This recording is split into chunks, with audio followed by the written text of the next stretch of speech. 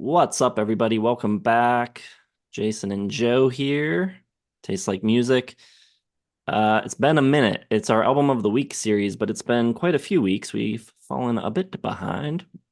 We are getting back to this now. This is records submitted to us by our patrons that we review, with the caveat that only 8 people in our Patreon / Discord community could have rated it already. So it can't be something too obvious or something that too many people have heard.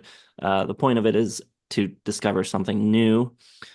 So today we're talking about a record out of Australia. The band is The Panics.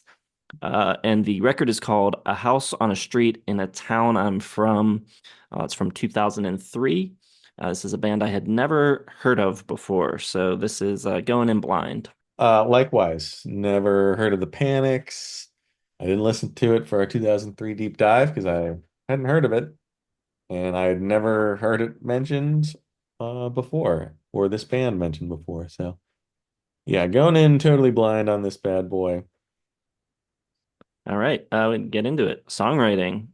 I think nothing really revolutionary here. They fit, I think, alongside a lot of like Britpop and post Britpop acts. It's kind of what they remind me of. I think of like maybe a little Keen, a little Star Sailor, some Oasis and earlier stuff in there as well. I will say though, I think it's a pretty top-notch version of that sound. I think they do it really well. I think they have a lot of really memorable melodies, and I think they manage to be hooky without being overly sweet. I don't think that they come off corny or, goofy or silly at all, like some of those other Britpop bands or post-Britpop around this time could, kind of get into that trouble where they got a little corny, and I don't think that this record suffers from that same type of thing. So it sounds like a lot of other things, but it's one of the better versions of that thing, I think. Yeah, I basically have the same notes. They're an Australian band, but the album's recorded in Manchester.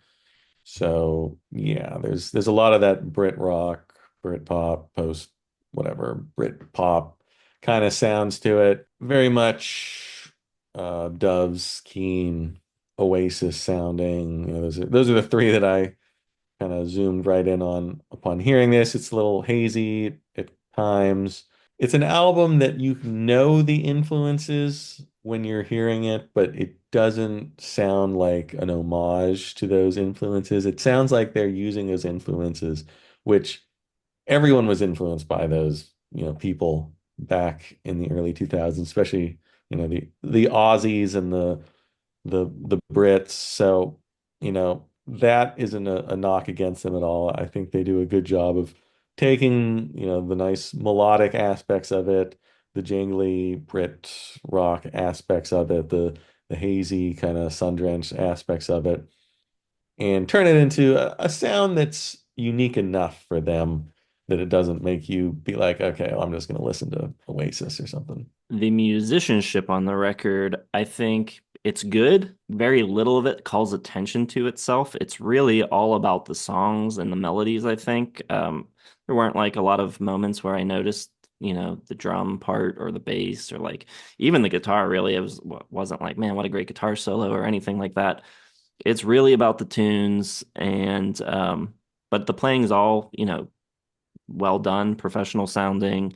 The standout thing about this band and about this record for me is the vocals. Jay Laffer is the singer, and his voice is really unique. I think it really sets them apart from those influence we mentioned, and yeah, just a something you don't get a lot is a band with a truly like unique singular voice, and I think they have that actually. So yeah, good songs, good voice. Yeah, mostly agree. I didn't really, spotlight any instruments in particular. I think it all sounds good. I think the way it all kind of blends together, it kind of doesn't allow you to really zero in on any one instrument. It kind of all works together as, you know, one. There was some cool stuff like a electric piano on Out Like a Light, and there's a slide guitar solo in there as well. Um, but mostly, it's kind of what you think of when you think of like Dubs and Keane and Oasis, sort of that wall of noise and sound. Vocally, he kind of reminded me of a slacker Liam Gallagher. I don't know if I really thought it was super unique, but not bad. I mean, I like the vocals. I like all the instruments, but I wouldn't, you know, single any of them out as like an incredible musician or anything. The closest comp that I could come up with vocally is I don't even know his name. The guy from the band Breaks, formerly Breaks Breaks Breaks. I think sounds kind of like if you know that band, that's kind of what he sounds like. He's got sort of like a I don't know, reedy kind of voice. There's kind of a little bit of a roughness to it, but yeah, it's kind of cool sounding. The production on this was produced by Steve Bond. Good production, but pretty straightforward. Again, not a lot of notes on it. I think just, it puts the songs first and it works. So, yeah. Yeah, pretty specific 2000s, early Yeah. 2000s production. Like you, Yeah. you could probably just be like, oh, 2002, 2003. Yeah. This is what it's from. And you would be absolutely right, which is fine. I mean, I like that style of production. I thought the British rock bands of the time all sounded pretty darn good. And you got that sunny haze over everything, but not too much. Best track, worst track, best for me, either Don't Be Kind or Out Like a Light. And the worst for me, I have Happy Ending. Out Like a Light would probably be my favorite.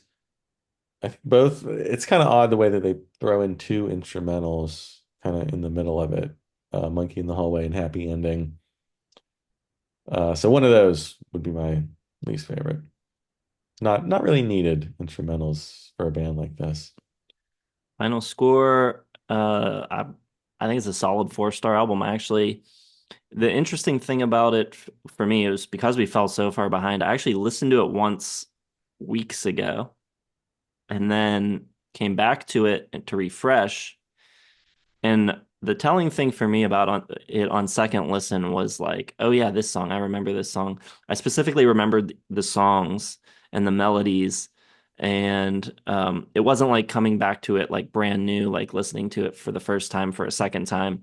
The songs had kind of already worked their way into my mind, and so yeah, I think it's really good. 4 stars. To me, this is like a classic case of a 3.5 star album that would probably be a 4 if I had like any sort of like past history with the band. If I'd heard it in 2003 and like came back to it now, I had those, nostalgic feelings for it, but I don't. And so I just think it's good, maybe 4 stars in the future, but right now it's like a classic 3.5. I think it's just missing maybe like a couple more standout tracks. Um, so yeah, I only can get 3.5, but it's like right, it's like 7.9 out of 10. All right. Well, let us know what you think of this record if you've heard it, or go give it a listen and stop back and let us know what you thought.